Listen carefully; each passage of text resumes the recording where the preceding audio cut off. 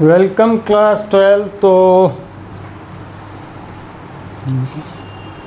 आज हम लोग इलेक्ट्रोमैग्नेटिक इंडक्शन के थ्योरी का कंक्लूडिंग पार्ट देखें। कंक्लूडिंग पार्ट मतलब लास्ट टॉपिक्स होगा, जो आपके बोर्ड पर दिख भी रहा होगा। एसी जनरेटर, एसी का मतलब क्या होता है?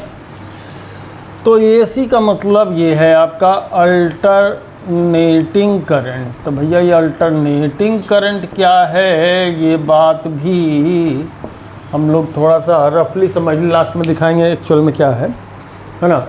अल्टरनेटिंग करंट का मतलब होता है कि लेट सपोज कोई एक सर्किट है या कोई एक वायर सेक्शन हम ले रहे हैं किसी सर्किट का, तो अगर एक फिक्स टाइम पीरियड तक अगर इस एंड से इस एंड की तरफ करंट फ्लो हो रहा है, तो ठीक एक इतने ही फिक्स टाइम के बाद फिर इस एंड से इस एंड की तरफ फ्लो हो, इधर से इधर की तरफ करंट बढ़ते हुए जाए, फिर घटते घटते घटते जीरो हो जाए, फिर इधर से इधर करंट जाए, फिर पहले बढ़ते जाए, फिर वो घटने लगे, घट करके फिर जीरो हो जाए, फिर ये मतलब ये एक फिक्स टाइम पीरियड में ये करंट इधर से इधर, इधर से इधर, इधर से इधर, इधर से इधर करते रहे। ऐसे करंट को हम लोग क्या बोलेंगे? अल्टरनेटिंग करंट बोलेंगे। तो एसी जनरेटर मतलब अल्टरनेटिंग करंट जनरेट करने की डिवाइस।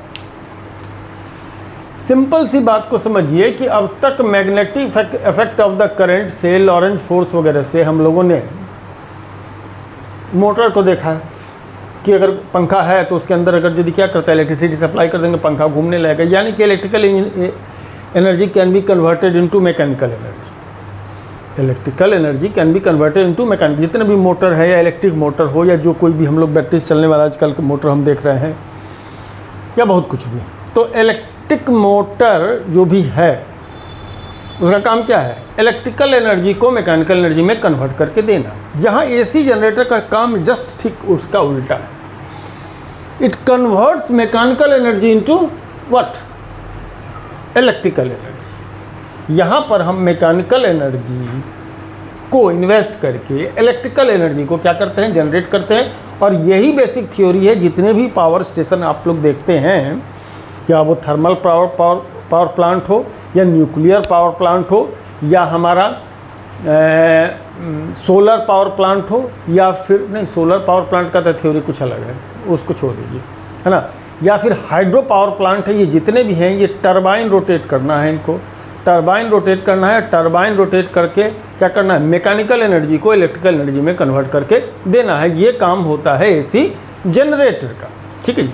अब इसी को डीसी जनरेटर में भी कन्वर्ट कर सकते हैं, तो उसका एक तरीका अलग है। लेकिन डीसी जनरेटर पढ़ना नहीं है तो अब नहीं पढ़ना है तो छोड़ दीजिए। एसी जनरेटर देखिए, इसमें क्या होता है कि एनएस पोल है जो क्या करेगा? एक फिक्स मैग्नेटिक फील्ड या कांस्टेंट मैग्नेटिक फील्ड प्रोवाइड करेगा, लेनी है ना, यूनिफॉर्म मैग्नेटिक फील्ड प्रोवाइड करेगा। और उसके अंदर एक आर्मेचर होता है, आर्मेचर पर कॉइल्स होते हैं, रेक्टेंगुलर शेप में या ओवल शेप में होते हैं, है ना। रेक्टेंगुलर शेप में लिटरली या ओवल शेप में कॉइल्स होंगे।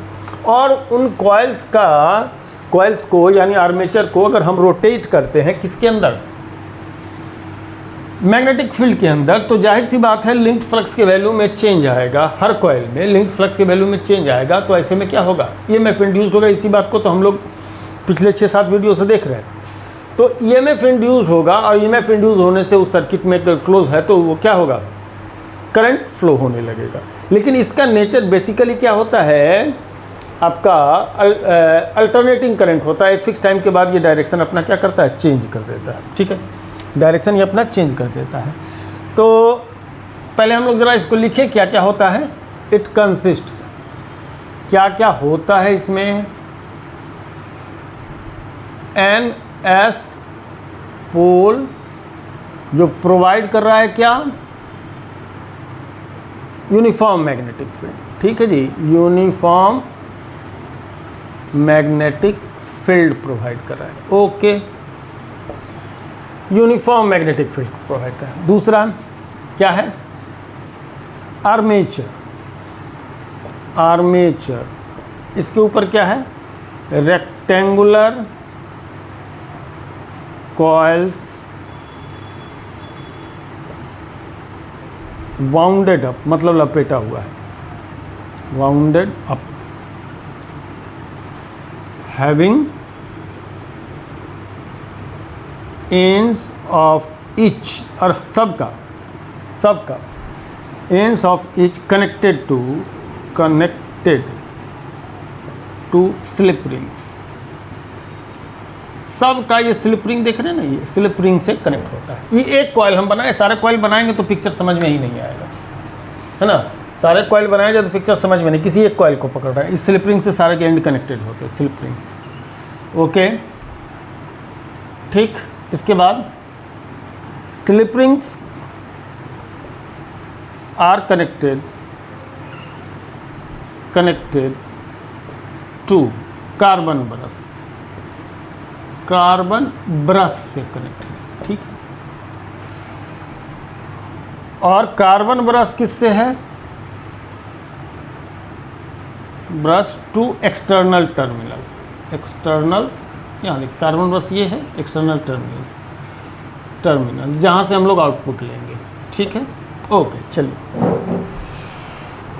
तो अब जब हम लोग इसको रोटेट करेंगे तो क्या होगा?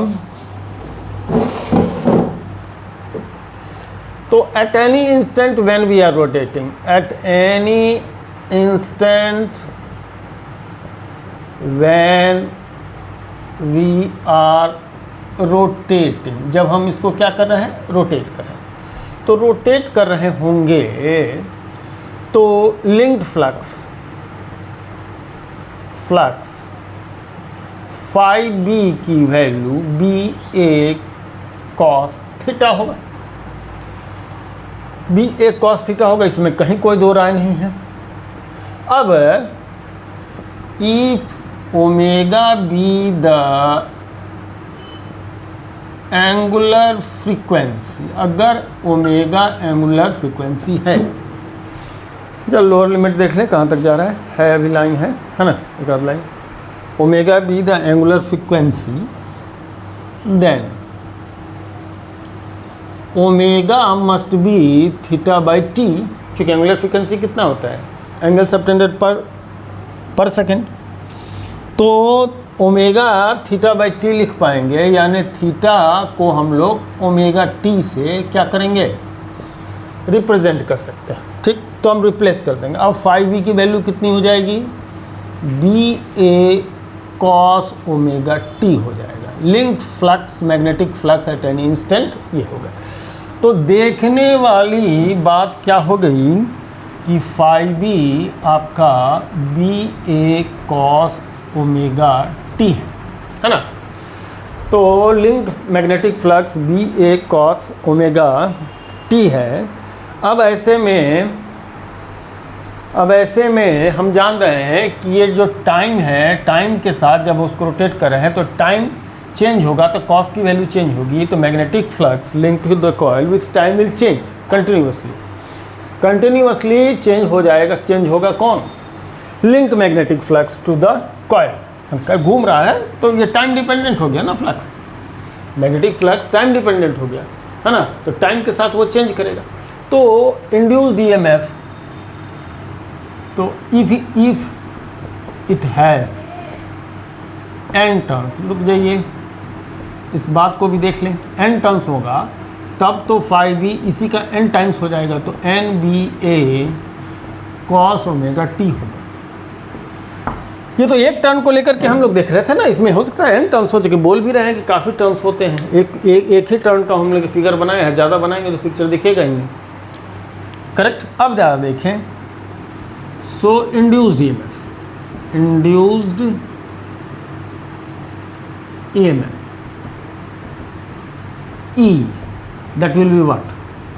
minus d phi b by dt। यही एक्सप्रेशन जानते हैं, यही हमारा फैराडेज लॉ है। बाकी सब तो कांस्टेंट है, कॉस को छोड़ के N B A minus N B A d cos omega t by d t. यहाँ एक डिफ्रेंसिएशन, मैथ वाले हो तो ठीक, नहीं मैथ वाले हो तो भी ठीक।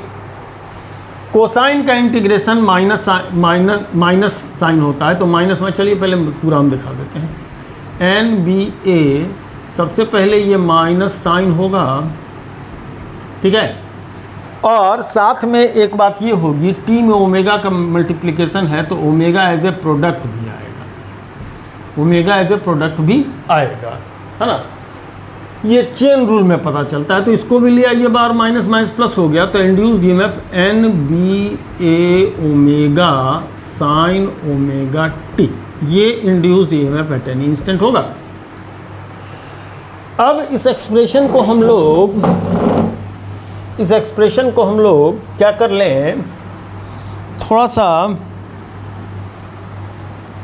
रिफॉर्म कर लें। रिफॉर्मेशन इसमें क्या होगा, चूंकि साइन की मैक्सिमम वैल्यू क्या होती है, +1, मिनिमम वैल्यू -1, ओके। तो साइन विल बी मैक्सिमम, तो induced EMF will be maximum, है ना। तो द मैक्सिमम मतलब peak value of induced EMF को अगर हम लोग E0 कहेंगे, तब जब साइन ओमेगा टी की वैल्यू, साइन की वैल्यू क्या हो जाए, +1 हो जाए, साइन की वैल्यू 1 हो जाए, ठीक है। चलिए, तो साइन की वैल्यू 1 रखें तो ई की वैल्यू क्या रखेंगे, E0। तो E0 की value N B A omega बनता है। मान ये एक्सप्रेशन पीक वैल्यू को क्या करेगा, रिप्रेजेंट करेगा। अगर ये वैल्यू पीक वैल्यू को रिप्रेजेंट करता है, तो अब इस एक्सप्रेशन को इन जनरलाइज करके ई इक्वल टू, अब इस चीज़ के बदले E0 डाल दीजिए, E0 साइन ओमेगा टी, ये बन गया expression for the induced EMF where E0 is N B A omega, that is the maximum value, that is the peak value of the induced EMF. क्योंकि time के साथ ये change होगा, कहीं faster slower होगा, तो इंड्यूस्ड ईएमएफ की dependency sine function पर होगी। तो साइन फंक्शन पर होगी तो साइन की वैल्यू बढ़ता घटता रहता है, तो साइन की वैल्यू बढ़ता घटता रहता है, और कहाँ से कहाँ तक रहता है, -1 से +1 के बीच में ये वेरी करता है, -1 से +1 के बीच में वेरी करता है साइन का वैल्यू। तो ये भी क्या होगा, वेरी करता रहेगा, यानी कि सर्किट के अंदर इधर से इधर करंट पहले बढ़ेगा, फिर घटना चालू करेगा, घटना चालू करते करते 0 होगा, 0 से फिर रिवर्स डायरेक्शन बढ़ना चालू करेगा, ऐसा कुछ होगा। हम ग्राफ भी बता देते हैं, है ना। E0 हमारा पीक वैल्यू ऑफ करंट है, तो so the graph of E and what, E and T का ग्राफ कैसा होगा, तो E एंड टी का ग्राफ साइनोसोडल होगा, थोड़ा छोटा ग्राफ बन पाएगा, जगह की कमी है ना। E विथ टाइम, है ना, विथ टाइम, तो ये ऐसा ग्राफ दिखेगा साइनोसोडल, है ना, साइनोसोडल। थोड़ा स्पेसिंग बना लीजिए, ये T/2 का, ये T, ये 3T/2, ये फिर क्या, अच्छा इसके इस चिन्ह सब बाद में देंगे, ये सब ये ऐसा ऐसी प्लॉट होगी, है ना। इंड्यूस ये प्लस साइन प्लस हो गया, ये माइनस हो गया। देखिए ये T/4 माने टाइम पीरियड, T किसको कह रहे हैं, T time of one rotation,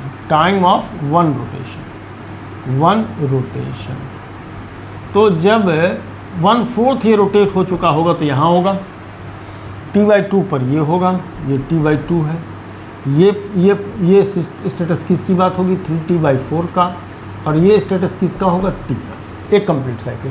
तो यहाँ पर ये पीक क्या कहलाएगा, ये जो है ये पीक हो जाएगा आपका क्या, E0, यानी पीक वैल्यू, इसी को हम लोग कह रहे हैं E0। ये जो E0 है, इसी चीज़ को हम लोग क्या कह रहे हैं, E0 कह रहे हैं, ठीक है। तो जो लोग ग्राफ को अच्छी तरह समझते हैं उनके लिए तो कोई दिक्कत की बात नहीं है, लेकिन जो ग्राफ नहीं भी समझ रहे हों, कम से कम बातों को ध्यान जरूर कर लें कि किस बात को क्या कहा जा रहा है ना। कोई जरूरी नहीं कि आपको हर बात कॉन्सेप्चुअली समझ में आए, ताकि उस लेवल से आप लोग पहले से अगर नहीं पढ़े हैं तो बात समझ में आएगी नहीं। मोटा मोटी जान करके चलें कि ये साइन ग्राफ ऐसा होता है,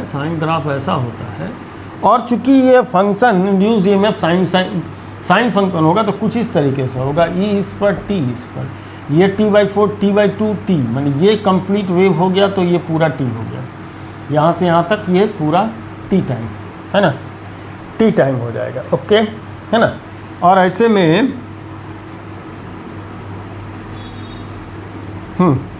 तो ऐसे में हमारा ये वैल्यूज़ देगा, और ये हो जाता है इसका पीक वैल्यू यानी E0, ये और ये माइनस E0 हो जाएगा, जाहिर सी बात है माइनस E0 हो जाएगा।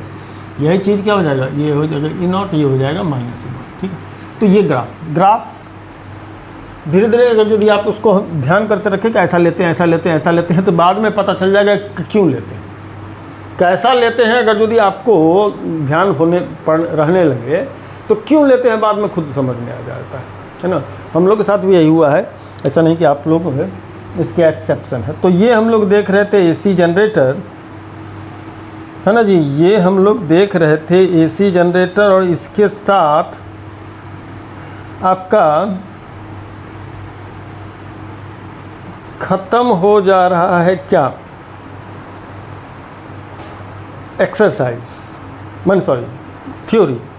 लास्ट में एक न्यूमेरिकल दिख रहा है, कमला पेडल से stationary bicycle, the pedals of bicycle are attached to 100 turns of area this much, the coil rotates at half a revolution per second, half a revolution per second माने एक revolution में 2 second लग रहा है, एक revolution में इसको 2 second लग रहा है। यह फ्रीक्वेंसी उसका ऐसा है ना, frequency number of revolution per second frequency. It is placed in the uniform magnet with the perpendicular to the axis of rotation of the coil. What is the maximum voltage generated, maximum voltage in the coil? ये question जो 6.10 का है ना, इसको आप note कर लें। इस क्वेश्चन को मैं सीधे समझाया, तो ये पिक वैल्यू पूछा है इसमें किसी पिक वैल्यू, कोई कॉयल है, कॉयल को साइकिल से जोड़ करके उसको रोटेट किया जा रहा है, यही को बता देते हैं, है ना, रोटेट किया जा रहा है। तो ये जो आपका यहाँ पर न्यूमेरिकल है, इसमें कुछ है नहीं, इसी जगह पर हम थोड़ा सा रफली आपको बतला देते हैं। इसमें वैल्यूज़ को लेकर के खाली क्या करना है, ये जो फार्मूला E0 वाला है NBA ओमेगा, इसी में तो रखना है, इसी में रखना है। थोड़ा सा खाली इसमें समझने लायक बात क्या हो जाती है कि NBA ओमेगा 2 पाई न्यू हो जाएगा, फ्रीक्वेंसी उसका दिया हुआ है, इन्हीं बातों का नंबर ऑफ टर्न्स दिया है 100, इसको 100 रख लीजिए। मैग्नेटिक फील्ड 0.1 टेस्ला दिया है, ठीक है, 0.01। एरिया भी प्रोवाइडेड है आपका 0.10, और ओमेगा फ्रीक्वेंसी 2 पाई, और इसकी value half revolution per second है, तो फ्रीक्वेंसी इसकी 0.5 हो जाएगी। इस सब को मल्टीप्लाई कर देंगे, वही आंसर आपका शायद कितना आ रहा है इसका, 0.314 वोल्ट, 0.314 वोल्ट इसका आंसर हो जाता है। सिंपल खाली फार्मूला में वैल्यू रख करके लगाने का सवाल है, ठीक है। तो इसको इसलिए ले लिए कि अभी चैप्टर ख़त्म हो रहा था, अब हम लोग जरा सा एक्सरसाइज में मूव कर जाएंगे। तो चलिए इसको हम हटाते हैं और एक्सरसाइज में आते हैं, है ना, एक्सरसाइज में आते हैं। चलिए, तो हम लोग 6.1 और 6.2 का फिगरेटिव प्रॉब्लम हम एक दिन कर दिए थे, ताकि उसमें फिगर्स रिलेटेड। 6.3 से अब चालू करते हैं NCERT एक्सरसाइज को, है ना। 6.3 NCERT एक्सरसाइज, NCERT एक्सरसाइज, और जो पहला क्वेश्चन ले रहे हैं वो 6.3 का इंटरेस्टिंग क्वेश्चन क्या है कि a long solenoid with 15 turns per centimetre, an solenoid है जिसमें 15 टर्न्स पर सेंटीमीटर है, टर्न्स पर सेंटीमीटर है। देखिए क्वेश्चन बड़ा सिंपल होता है, लेकिन इसमें पर सेंटीमीटर, तो अगर इसको मीटर में लेके जाएंगे तो 10 टाइम्स पर सेंटीमीटर है। 10 सेंटीमीटर टू मीटर कितना होता है, 100 सेंटीमीटर, 10⁻⁻² का डिवीज़न लगेगा, तो 1500 टर्न्स हो जाएंगे पर मीटर। चूँकि 100 सेंटीमीटर का 1 मीटर होता है, 100 सेंटीमीटर का 1 मीटर होता है। अगर 1 सेंटीमीटर में 15 है तो 100 सेंटीमीटर में कितने हो जाएगा, 1500 हो जाएंगे। सिंपल मैथमेटिक्स है। सिंपल मैथमेटिक्स है, कभी कभी बच्चे लोग या कोई पर्सन इसमें कंफ्यूज हो जाता है। एरिया जो कि लूप का भी है और सोलेनॉइड का भी है वो प्रोवाइडेड है 2 सेंटीमीटर स्क्वायर, 10 की पावर -4 हो जाएगा 2 सेंटीमीटर स्क्वायर। तो 10 की पावर -2 जब इसमें देंगे तो 2 × 10 की पावर -4 मीटर स्क्वायर की क्या हो जाएगी, ये एरिया हो जाएगा। ठीक है, अब initial current and final current in time 0.1 second. देखो I1 कह रहा है कि 2 एम्पियर का रहा था और जो टाइम लैप्स किया 0.1 सेकेंड का, इसमें फाइनल करंट जो है वो 4 एम्पियर का बन गया। तो फाई की वैल्यू होती है BA, फाई की वैल्यू होती है BA cos theta, theta normal रखा गया है। ये है सोलेनॉइड, ये है सोलेनॉइड, इसके अंदर डाला जाता है कॉयल, कॉयल को इसके एक्सिस के परपेंडिकुलर डाल रहे हैं, जो कॉयल है उसको एक्सिस के परपेंडिकुलर डाल रहे हैं, ये जैसा कॉयल है इसके एक्सिस के परपेंडिकुलर डाल रहे हैं।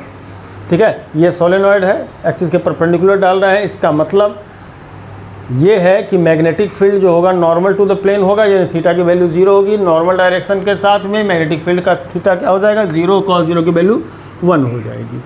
पता नहीं कितनी तरह बात लोग समझ पा रहे हैं, नहीं समझ पा रहे हैं। देखिए मैं समझा देता हूँ। ऐसा कोई सोलेनॉइड रहा है, ठीक है, इसमें एक कॉयल को लगभग इसी शेप का ऐसा डाल रहे हैं, तो ये हो गया एक्सिस का डायरेक्शन, यही हो गया मैग्नेटिक फील्ड का डायरेक्शन। तो जो एक्सिस का डायरेक्शन होगा वही इसके एरिया वेक्टर का डायरेक्शन होगा, तो एरिया वेक्टर और मैग्नेटिक फील्ड का थीटा कितना हो जाएगा, 0 डिग्री। तो cos थीटा cos 0 1 हो जाएगा। तो इसको सीधे सीधे BA लेंगे, BA। तो B का मतलब हो जाएगा μ0 NI, है ना, और एरिया तो जो है सो है I1 लीजिए, तो φ1 ये हो गया, ओके, है ना। और φ2 इसी तरीके से क्या हो जाएगा, μ0, इसको सिंप्लीफाई कर लीजिए, A लीजिए, I1 लीजिए, ठीक है, μ0 N A I2 लीजिए। तो चेंज इन फ्लक्स φ2 - φ1, φ2 - φ1 कितना हो जाएगा, I2 - I1 μ0 N A I2 - I1। ठीक, एक्सप्रेशन समझ में आ गई। क्या करना था, μ0 की value 4 pi × 10 to the power -7, n की वैल्यू 1500, है ना, और a की वैल्यू 2 × 10 की पावर -4, 2 × 10 की पावर -4, I2 - I1 4 में से 2 जाएगा, 4 एम्पियर में से 2 एम्पियर जाएगा, तो 2 एम्पियर आएगा। ठीक है, 10 की पावर -4, 10 की पावर -7, 10 की पावर -11 और 2 0 इसका, तो -9, तो 15 दूनी 30, 30 चौके 120 पाई, 120 दूनी 240, 240 और 0 0 का कैलकुलेशन है 10 की पावर -9, है ना। कितना यूनिट हो जाएगा इसका, वेबर, वेबर इसकी यूनिट बनती है 240 पाई, पाई छूट रहा है जी, 240 पाई। ठीक है, अब इसको 2.40 पाई लीजिए, ये 2 0 इसको दे दिया तो 10 की पावर -7 वेबर हो जाएगा, है ना, 10 की पावर -7 वेबर हो जाएगा। तो अब इसको 2.40 × 3.14 × 10 to the power -7 वेबर, तो 2.40 मल्टीप्लाई 3.14, जरा सा ये अब कैलकुलेशन में कर दूँ, 4 जगह 16, एक हाथ में 4 कम 4 1 5, 4 3 12, और ये हो गया 6 2 8, 6 2 8, 6 13 5 7 और 1 2 3 1 2 3 7.536, तो 7.54 ले लेते हैं × 10 to the power -7 वेबर। ये हो जाएगा चेंज इन फ्लक्स। तो चेंज इन फ्लक्स निकल गया, तो इंड्यूस्ड ईएमएफ जो है सो हमारा, इंड्यूस्ड ईएमएफ की जो वैल्यू होगी, है ना, इंड्यूस्ड ईएमएफ की जो वैल्यू होगी, induced EMF minus del phi by del t, del t यहाँ दिया हुआ है, यही है del t, तो ये हो जाएगा 7.54 into 10 to the power -7 divided 0.1 volt में लेंगे। यही चीज़ वहाँ जा कर के एक पावर बढ़ा देगा, मतलब -7 से -6 होगा into 10 to the power -6 volt. अब इसमें आंसर में आपका माइनस हो भी सकता है या नहीं भी हो सकता है, ठीक है जी। तो ये हो गया आपका कौन सा क्वेश्चन, ये हो गया 6.3 NCERT का। अब अगला सवाल, अब देखें हम लोग 6.4 एक्सरसाइज का, बड़ा इंटरेस्टिंग है। लिटरेचर पढ़िए, बुक को सामने रख करके अगर देख रहे हो तो ज़्यादा बढ़िया होगा, ठीक है। A rectangular wire of loop of sides 8 centimetre and 2 centimetre with a small cut is moving out of the region uniform. ये पूरा क्वेश्चन मैं अब पढ़कर टाइम बर्बाद ना करूं, बल्कि क्या करें, आपको है ना दिखा देते हैं कि कहानी क्या बोल रहा है, ठीक है।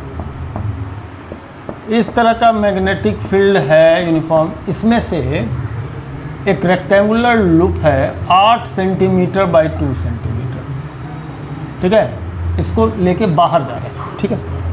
ये 8 सेंटीमीटर का है और ये 2 सेंटीमीटर का है। दो सिचुएशन की बात कर रहा है। एक बार जो डायरेक्शन है, एक बार जो है लूप का जो ओरिएंटेशन, डायरेक्शन नहीं, लूप का जो ओरिएंटेशन है ना, ठीक है। एक बार ऐसे लेके बाहर जा रहा है 2 सेंटीमीटर और 8 सेंटीमीटर। अब सिचुएशन क्या क्या कर, पहला कौन सा कह रहा है, दूसरा कौन सा कह रहा है, मैं समझा दूँ। Cut off if the velocity of the loop is 1 centimetre per second in the direction normal to the longer side, direction normal to the longer side. तो ये हुआ सिचुएशन 1, ये हो गया। And shorter side of the loop, B number ये हो गया, ये ए हो जाएगा। इसका क्वेश्चन में जो ए पूछा ये है, बी ये है। एक बार जो डायरेक्शन ऑफ वेलोसिटी है वो जो कि 1 सेंटीमीटर पर सेकेंड का है ना, वो ऐसा, इसका direction of motion perpendicular to longer side, एक बार direction of motion perpendicular to the shorter side है, ठीक है। 1 सेंटीमीटर पर सेकेंड का, 1 सेंटीमीटर पर सेकेंड का इसकी स्पीड है, ठीक है। तो कह रहा है कि इंड्यूस्ड ईएमएफ अलग अलग सिचुएशन में कितना होगा, है ना। तो अब आप समझ लें कि फाई जो लेते हैं मोशनल ईएमएफ का, सॉरी इंड्यूस्ड ईएमएफ का, है ना, इंड्यूस्ड ईएमएफ का ए सिचुएशन यानी इसको लेते हैं पहले हम लोग। तो इंड्यूस्ड ईएमएफ होता है आपका BLV,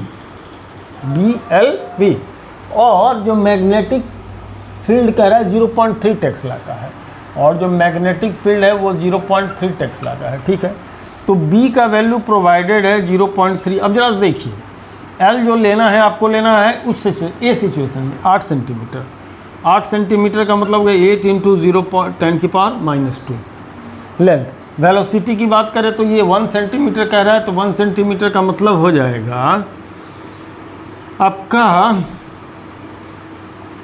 10⁻² मीटर पर सेकेंड, ठीक है जी। कन्वर्ट कर दीजिए ऐसा यूनिट में, तो है ना।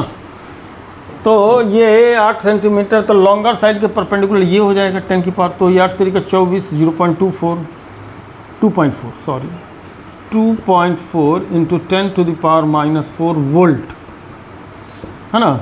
ये बन जाएगा ए सिचुएशन में, है ना, ए सिचुएशन में, ओके।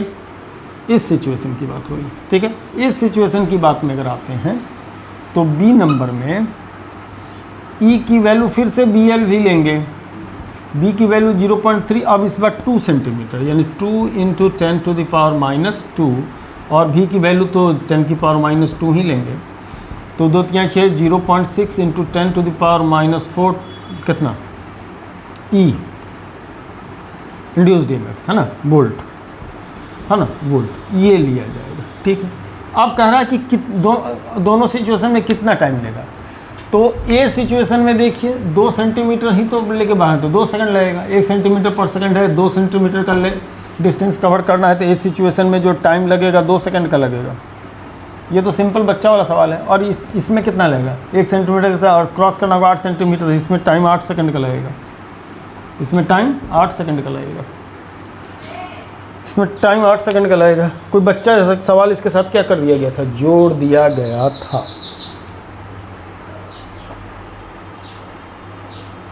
ठीक, अगला क्वेश्चन देखते हैं। थोड़ा सा पॉज कर लें। ये मैं 6.5 देखा है ना। ये आपको एक क्वेश्चन हम एग्ज़ाम्पल में है, और मैं उसका एग्ज़ाम्पल का नाम ले लूँ, मोशनल ईएमएफ में ही है ना। मैं पढ़ा बोला कि ये मैं बता चुका हूँ, बिल्कुल वही फार्मूला इस्तेमाल होना है, तो इसकी ज़रूरत इसमें नहीं है, उसको बताने की ज़रूरत नहीं। बिल्कुल एकदम उसी जैसा क्वेश्चन है, 100% उस जैसा है ना। ये क्वेश्चन है एग्जाम्पल 6.6। एक्सरसाइज का जो 6.5 क्वेश्चन है वो एग्जाम्पल 6.6 में बताए हुए हूँ, उसी जैसा एग्जैक्टली वही है। एग्जैक्टली खाली फिगर चेंज है, बाकी एग्जैक्टली क्या है वही है। तो 6.5 तो आप लोग क्या करें, उसको खुद से, चूँकि मैं बता भी दिया एग्जाम्पल में लगा हुआ भी है, तो उससे देख लीजिए। ठीक है जी। तो 6.6 नंबर का क्वेश्चन हमने बोर्ड पर ले लिया है। आप पहले यहाँ देखें, इस डायरेक्शन को हम लोगों ने ईस्ट ले लिया है, इस डायरेक्शन को वेस्ट, इस डायरेक्शन को ईस्ट ले लिया है, इसको वेस्ट, और ये जो डायरेक्शन है इसको south west, south to north, south to north. Board में यहाँ डॉट करके हमने इसको दिखाया है ना। इसका क्या सिग्निफिकेंस है वो बात अभी समझ में आएगी, है ना। तो हमने कह क्या रहा है कि अर्थ के मैग्नेटिक फील्ड में एक वायर जो कि ईस्ट वेस्ट डायरेक्शन में है, ऐसा फॉल हो रहा है। ये है वो वायर 1 मीटर का, इसका जो लेंथ है L जो है वो 1 मीटर का है, और वो फॉल कर रहा है। हमने क्रॉस फील्ड क्यों बना दिया है, क्योंकि मैग्नेटिक फील्ड के डायरेक्शन हम ये ले रहे हैं, तो इस साइड में साउथ पोल, उधर में नॉर्थ पोल, तो साउथ पोल नॉर्थ पोल आपको दिखा रहा है, साउथ नॉर्थ डायरेक्शन ये दिखाया जा रहा है। ठीक है, ओके। अब ये फॉल कर रहा है, ठीक है, और जो magnetic field, horizontal component of magnetic field, ये 0.30 वेबर पर मीटर स्क्वायर का दिखा रहा है। 0.30 इंटू 10⁻⁴ वेबर पर मीटर स्क्वायर, ऐसा जो है, टेक्सला भी लिख सकते थे, बात एक ही हो जाता। हाँ, 10⁻⁴ का ये मैग्नेटिक फील्ड दिखा रहा है। अब प्रश्न बड़ा टेढ़ा है, what is the instantaneous value of induced EMF. तो इसमें ये तो ईजी है, आप इंड्यूस्ड ईएमएफ तो BLV लगाइए, कहानी ख़त्म कर दीजिए। 0.3 इंटू 10⁻⁴ ये हो गया। लेंथ इसका 1 मीटर का है और 5 मीटर पर सेकंड के स्पीड से ये मूव कर रहा है, तो 5 3 15 1.5 इंटू 10⁻⁴ वोल्ट इसके एंड के अक्रॉस में क्या होगा। अब देखिए इसमें क्या होगा, फ्री इलेक्ट्रॉन्स है, ये फ्री इलेक्ट्रॉन्स होते हैं इसमें। अब मोशनल ईएमएफ के हिसाब से देखेंगे तो क्या हो रहा है, ये फील्ड का डायरेक्शन है ना, ये फील्ड का डायरेक्शन है ना, ये फील्ड का डायरेक्शन हो गया, और ये मोशन का डायरेक्शन हो गया, तो डिफ्लेक्शन का डायरेक्शन थंब से आएगा। तो मोशन का डायरेक्शन ऐसा अगर हम लोग ले रहे हैं, है ना, तो चूंकि इलेक्ट्रॉन नीचे की तरफ आ रहा है, मैंने इसका मान, तो इसका जस्ट अपोजिट करना पड़ेगा ऊपर, क्योंकि इसमें फ्री इलेक्ट्रॉन्स होते हैं। तो अब ऐसे देखें, फील्ड ये, मोशन इलेक्ट्रॉन नीचे मतलब प्रोटॉन ऊपर, यानी तो ये, तो इस एंड में, इस साइड में क्या होगा कि आपका पॉजिटिव चार्ज मूव कर जाएगा, इस साइड में पॉजिटिव चार्ज मूव कर जाएगा, मतलब ये एंड पॉजिटिवली चार्ज हो जाएगा और ये एंड क्या होगा, नेगेटिवली चार्ज हो जाएगा। लॉरेंट फोर्स जो एक्ट करेगा सारे इलेक्ट्रॉन को यहाँ इकट्ठा कर देगा, तो due to deficiency of the electron क्या होगा, यहाँ नेगेटिव पोल डेवलप कर जाएगा, यहाँ पॉजिटिव पोल डेवलप करेगा, लॉरेंट, है ना, लॉरेंट फोर्स का ना। और जो रूल है डिफ्लेक्शन का, वो उसको हम लोग अप्लाई कर रहे हैं, चूँकि मेटल नीचे की तरफ आ रहा है, फिर ये इलेक्ट्रॉन्स नीचे की तरफ आ रहे हैं, चार्ज इलेक्ट्रॉन नीचे की तरफ आ रहा है, लेकिन हमको उसका डायरेक्शन जस्ट अपोजिट करना पड़ेगा। ये मानना पड़ेगा कि अगर इलेक्ट्रॉन नीचे की आ रहा है, पॉजिटिव चार्ज ऊपर की तरफ जा रहा है, जस्ट कन्वेंशनल डायरेक्शन। इसको सीख भी लीजिए। इस तरह कोई कंडक्टर का ले तो डायरेक्शन ऑफ वेलोसिटी को रिवर्स कीजिए, डायरेक्शन ऑफ वेलोसिटी को रिवर्स करके देखिएगा। फील्ड डायरेक्शन ऑफ मोशन, अव्वल नंबर तो ये होना चाहिए, अगर पॉजिटिव चार्ज होता तो ठीक ऐसे लेते, इस डायरेक्शन में उसकी डिफ्लेक्टिव फोर्स लगता नहीं, लेकिन ये हो गया तब उसका डिफ्लेक्टिव फोर्स इस डायरेक्शन में लगेगा। ठीक है, तो यहाँ से यहाँ तक जो प्लस और माइनस का डेवलपमेंट होता है, यहाँ से यहाँ तक में ये कह रहा है, ये आपका निकल के आ रहा है कि 1.5 × 10⁻⁴ वोल्ट का डेवलप करेगा। और which end of the wire is at higher electrical potential, तो वेस्ट एंड। बी नंबर में क्या पूछा है, what is the direction of EMF, direction of induced EMF east to west, east to waste.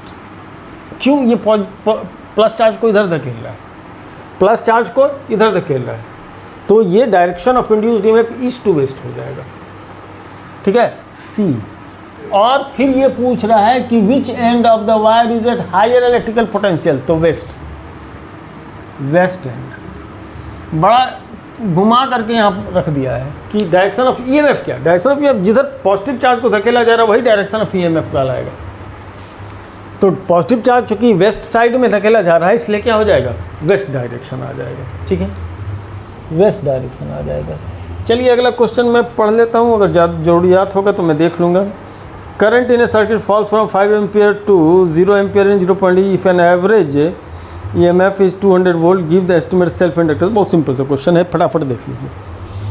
बहुत simple सा question है। इसमें जो फार्मूला इस्तेमाल होगा सेल्फ इंडक्टेंस का होगा, सेल्फ इंडक्टेंस का इतने के अंदर आ जाएगा, है ना, और वो 6.7 का, और ये हो जाता है इंड्यूस्ड ईएमएफ का -LdI/dt होता है। और इंड्यूस्ड ईएमएफ की वैल्यू दिया गया है 200 वोल्ट का, 200 वोल्ट का, ये प्लस माइनस को हटा करके लीजिए, है ना। और इंड्यूस्ड ईएमएफ L की वैल्यू निकालनी है, और dI/dt की बात करते हैं तो 5 एम्पियर से 0 एम्पियर इन 0.1 सेकेंड, तो 5 एम्पियर से 0 एम्पियर इन 0.1 सेकेंड। इसको del I by del t लीजिए, डेल I बाई कितना, डेल टी लीजिए, बल्क में है ये, है ना, डेल टी लीजिए। तो डेल I का मतलब हो गया 5 से 0 है 0.1, तो 5 से 0 का मतलब हो जाए 5 माइनस 0, 5 माइनस 0, तो 200 L 5 माइनस 0, 5/0.1 यानी 50, तो L बराबर 200/50 यानी 4 यूनिट। क्या होगा सेल्फ इंडक्टेंस का, क्या होगा, वोल्ट पर एम्पियर, वोल्ट सेकंड पर एम्पियर, वोल्ट सेकंड पर एम्पियर, है ना, वोल्ट सेकंड पर एम्पियर। Φ=LI, तो वेबर पर एम्पियर, ऐसा भी लिख सकते हैं, 4 वेबर पर एम्पियर, ये इसका क्या हो जाएगा, यूनिट होगा। 6.8 लास्ट क्वेश्चन है, वो भी मैं देख लूँ क्या है। A pair of adjacent coil has a mutual induction 1.5 and if the current in one coil change 0 to 5, what is the change in flux links to the coil? Simple सा question है, इसका म्यूचुअल इंडक्टेंस का formula लगा करके बना लीजिए, कुछ बात है नहीं। इसको हम ख़त्म करते हैं, एक्सरसाइज ऐसे ख़त्म। थोड़ा सा एडवांस क्वेश्चन लेकर के हम जो है सो नेक्स्ट वीडियो में आएंगे, है ना, नेक्स्ट वीडियो में आएंगे कुछ एडवांस क्वेश्चन इसका लेकर के, और तब आगे हम लोग बढ़ जाएंगे उसके अंदर, किसमें, नेक्स्ट सेक्शन में, यानी 7 पार्ट में। ठीक है जी, चलिए तो इतना रहने देते हैं आज के लिए।